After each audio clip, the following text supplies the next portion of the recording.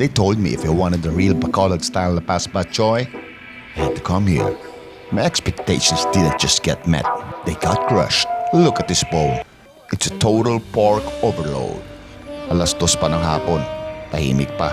Bago ang dagsa ng tao para sa merienda pagpatak ng 3:00. The menu is wild. May mga pagkain na ipinangalan sa mga sikat na politiko. Gaya nito, Hontiveros, Leila de Lima.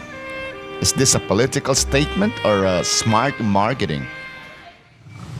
What I need for happiness, condiments, chili garlic oil, the black pepper, and the chili powder. And we're ready to go. Shades tayo, be. Okay ba mag-shades ako? So, eto na. Yun, oh. Wow! Dami.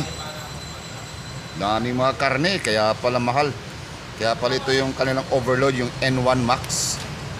Parang motor, ah. N1 Max. iMax pala. Parang sinihan lang sa SM. iMax. So yun. Damit pala talagang pork ito. Looks like pork chop or lechon kawali. And big slices or pieces of cracklings, pork cracklings, chicharon, and some, I think these are chicharong bulaklak. Haluin na natin. Haluin natin yung hinalo, yung nilagay natin na pepper and chili powder and the chili garlic oil. Let's taste the broth for the first time. Uy!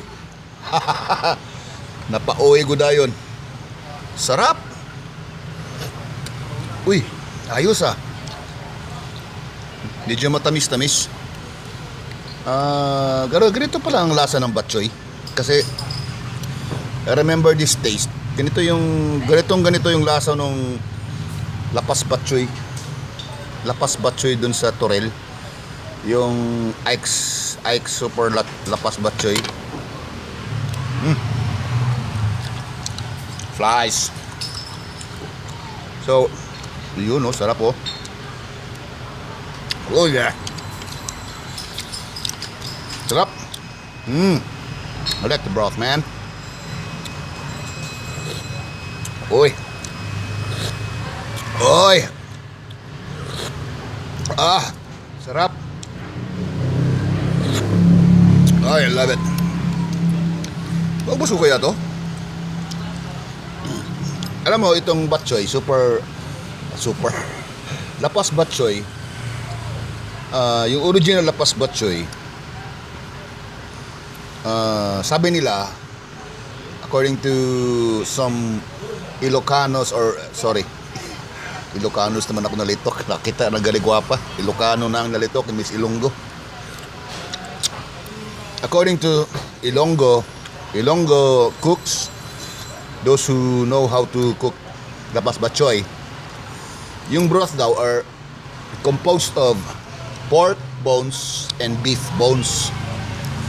So, baboy at baka, yung buto ng baboy at baka, tsaka nilalagyan nila ng bagoong, yung alamang, yung bagoong ng Iloilo, yung na-feature ko na noodle soup sa Vietnam, yung Bon Bo Way, ganun din yung broth nila.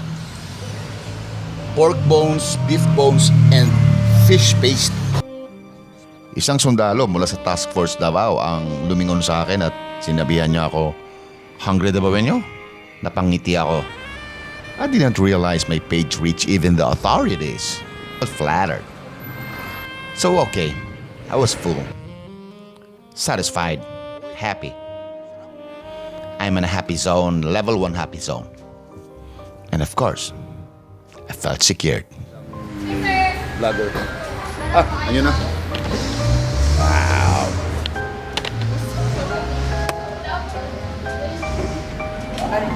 Mo yung lapas. Ayun na.